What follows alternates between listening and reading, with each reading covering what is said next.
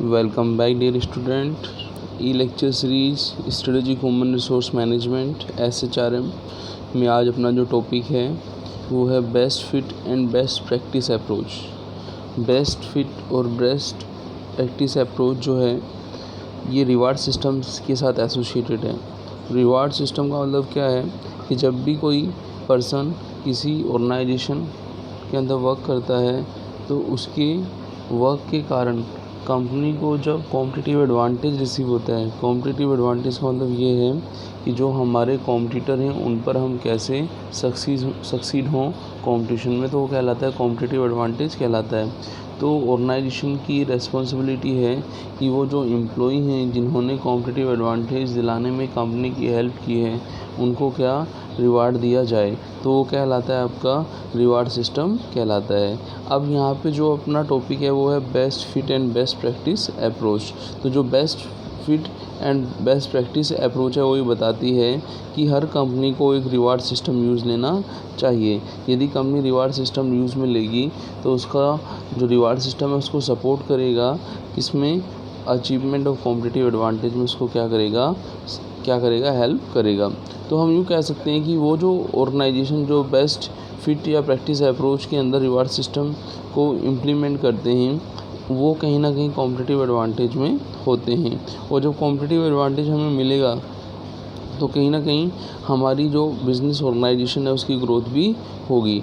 तो यहाँ पे जो हम बार बार पढ़ेंगे कि रिवार्ड सिस्टम होता क्या है, उसके बारे में कुछ चीज़ें मैं आपको बता देता हूँ कि जो आपका रिवार्ड सिस्टम और बेस्ट फिट प्रैक्टिस अप्रोच है दोनों में क्या हैं, एसोसिएटेड हैं।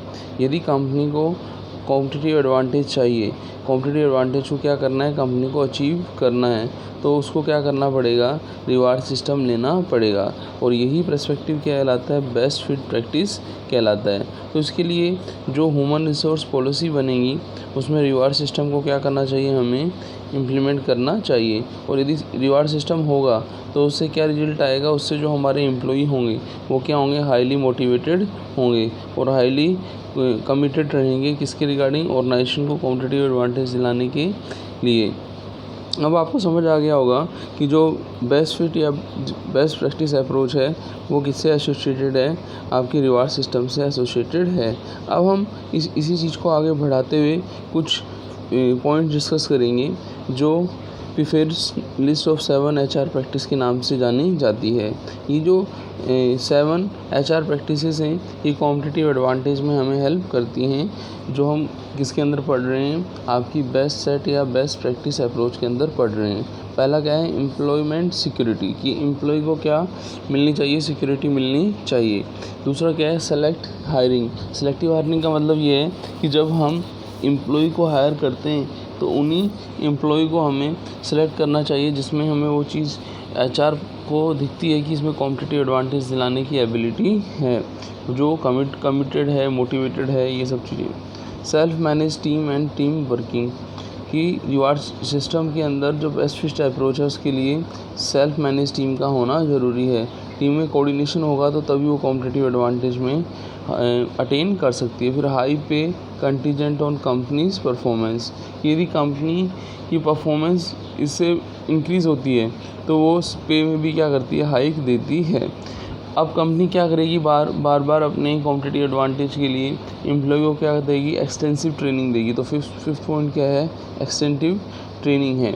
अब जो एम्प्लॉय रहते हैं जिनको अलग अलग लेवल पर जो काम कर रहे हैं तो उन सब में कोई डिफ्रेंशिएट नहीं हो तो कंपनी क्या करती है, इस तरीके की पॉलिसी रहती है जिससे रिडक्शन हो, स्टेटस ऑफ डिफरेंसेस में क्या हो, रिडक्शन हो।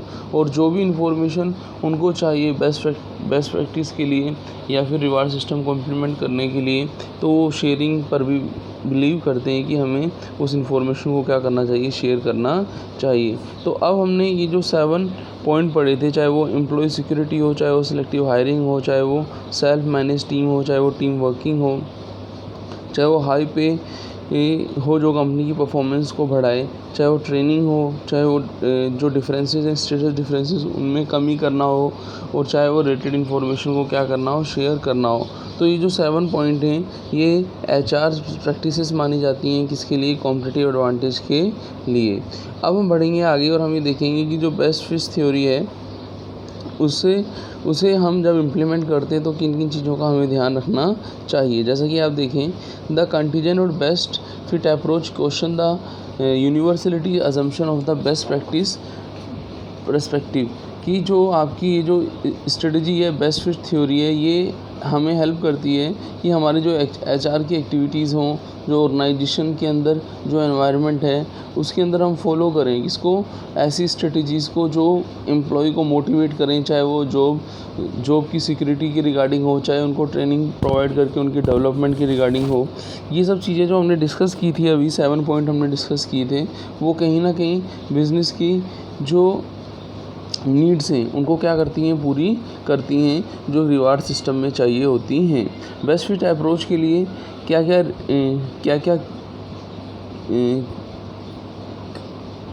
क्या पॉइंट हमें कंसिडर करने चाहिए, उनमें है lack of alignment with the employ interest and compliance with prevailing social norms and legal requirement. तो इन जो कुछ कमियां जो देखी गई हैं कि जब हम रिवार्ड सिस्टम बना भी लेते हैं तो जब तक एम्प्लॉय का इंटरेस्ट नहीं हो तब तक वो चीज़ फाइनल उसका कुछ फ़ायदा हमें नहीं मिलता।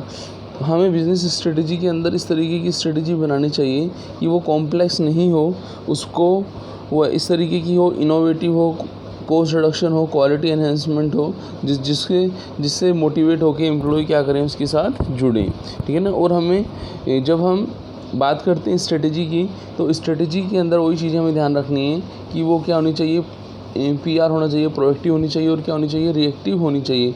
प्रोएक्टिव का मतलब ये नहीं कि टू मच प्रोएक्टिव और टू मच रिएक्टिव हो, हमें उसको एक्चुअल जो प्रोएक्टिव रखना है कि हमें जो चीज़ें इंपॉर्टेंट हैं उनको ही हमें फोकस करना है, और जो चीज़ें लेस इंपॉर्टेंट उनको हमें फोकस नहीं करना है। इसके अलावा हम रिएक्टिव में देखें तो एनवायरनमेंट के अंदर जो हमें एग्जिस्टिंग कॉम्पिटिटिव स्ट्रेटजी है उसके अंदर जो हमें चेंज करना है वो हम रिएक्टिव स्ट्रेटजी के अंदर समझते हैं। तो ये जो चीज़ें हमने यहाँ पे डिस्कस की हैं वो ये बता रही हैं कि हमने जो बेस्ट फिट अप्रोच है उसके अंदर कहीं ना कहीं कुछ कमियाँ देखी हैं जो क्रिटिसाइज हुई हैं। तो वो जो पॉइंट है उनको हमने यहाँ पे डिस्कस किया। ये सबसे पहले हमने देखा कि जो एम्प्लॉय का इंटरेस्ट है, उसका जो लैक ऑफ अलाइनमेंट है स्ट्रेटजी के साथ, वो कहीं ना कहीं ज़रूरी है।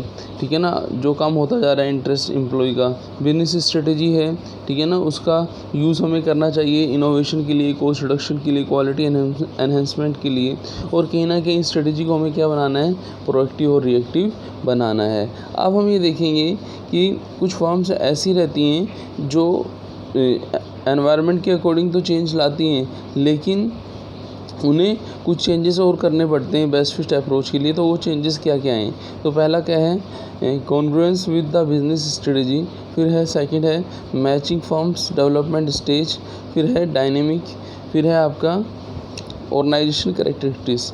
फिर हम देखेंगे कि ये जो 4 पॉइंट हैं, जैसे कि आपको पता है कि बिज़नेस का जो एनवायरनमेंट होता है उसके अंदर हमने की पॉइंट पढ़े थे CDM में, कॉम्प्लेक्स होता है, डायनेमिक होता है, मल्टी फेस्ड होता है।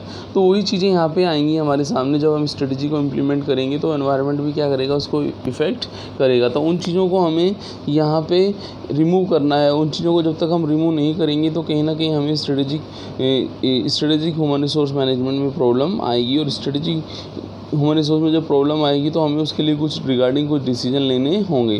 तो जब हम डिस्कस करते हैं तो पहला पॉइंट आता है congruence with the business strategy, कि जब हम डिसीजन लेते हैं तो हमें इस तरीके के डिसीजन लेने चाहिए कि जो ह्यूमन रिसोर्स मैनेजमेंट का जो है एम्प्लॉय पर ट्रस्ट हो, और एम्प्लॉय का ह्यूमन रिसोर्स मैनेजमेंट पर ट्रस्ट हो कि जो भी उन्होंने कमिटमेंट किया है एम्प्लॉय ने वो पूरा करेगा। तो ये चीज़ बहुत ज़रूरी है। दूसरा पॉइंट है matching firms with development stage, कि जब कोई भी कॉम्पिटिटिव एडवांटेज की सिचुएशन जब चाहता है तो उसको जो आपका लाइफ साइकिल होता है, चाहे वो इंट्रोडक्शन हो, चाहे वो ग्रोथ हो, चाहे वो मैच्योरिटी हो, चाहे वो डिक्लाइनिंग हो, उसके अंदर वो चाहता है कि मेरा ऑर्गेनाइजेशन ग्रोथ या डेवलपमेंट की स्टेज में आए। तो हमें देखना है कि बेस्ट फिट अप्रोच अपनाने के बाद कि हमारा ऑर्गेनाइजेशन डेवलप हुआ है या फिर नहीं हुआ है। फिर अभी जब एनवायरनमेंट की हमने एक प्रॉब्लम देखी थी, वो क्या थी आपकी, डायनेमिक्स का मतलब है वो जो एनवायरनमेंट होता है वो क्या होता है, चेंज होता रहता है। चेंज कैसे होता रहता है, वो एनवायरनमेंट के अंदर गवर्नमेंट के रूल रेगुलेशन भी चेंज होते रहते हैं, हमारी इंटरनल पॉलिसीज़ में भी हमें कभी कभी चेंज करना पड़ता है। तो जो एनवायरनमेंट है कहीं ना कहीं क्या है, डायनेमिक है। तो उस डायनेमिक एनवायरनमेंट में हमें बहुत सारी चीज़ों पर ध्यान रखना पड़ता है, जैसे हमारी क्वालिटी है, कस्टमर का केयर है, रिस्ट्रक्चरिंग है, रीइंजीनियरिंग है, प्रोडक्ट का डेवलपमेंट है, मार्केट का डेवलपमेंट है, टेक्नोलॉजी इनोवेशन है, प्रोडक्शन सिस्टम है। तो इन सब चीज़ों को हमें क्या करना है, फोकस करना है। और लास्ट जो मल्टीफेस्ट के अंदर हम पढ़ेंगे कि ऑर्गेनाइजेशन की कैरेक्टरिस्टिक्स क्या होती हैं, कौन कौन से फीचर्स जो रहते हैं ऑर्गेनाइजेशन को अपने अंदर लाने चाहिए। सबसे पहले आता है कि जब भी हम किसी ऑर्गेनाइजेशन की कॉम्पिटिटिव एडवांटेज की बात करते हैं तो सबसे पहले ज़रूरी होता है कंट्रोल। तो कि स्ट्रेटेजिक कंट्रोल होना बहुत ज़रूरी है कि जो भी हमारी अपॉर्चुनिटीज़ हैं उनको टाइमली हम क्या करें, ग्रैब्स करें।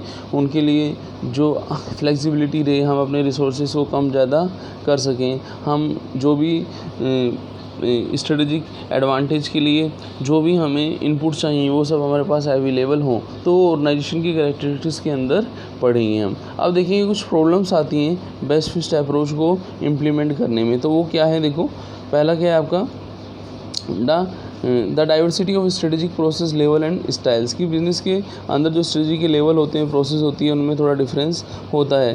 फिर है स्ट्रेटजी फॉर्मुलेशन की जो प्रोसेस होती है वो कॉम्प्लेक्स होती है।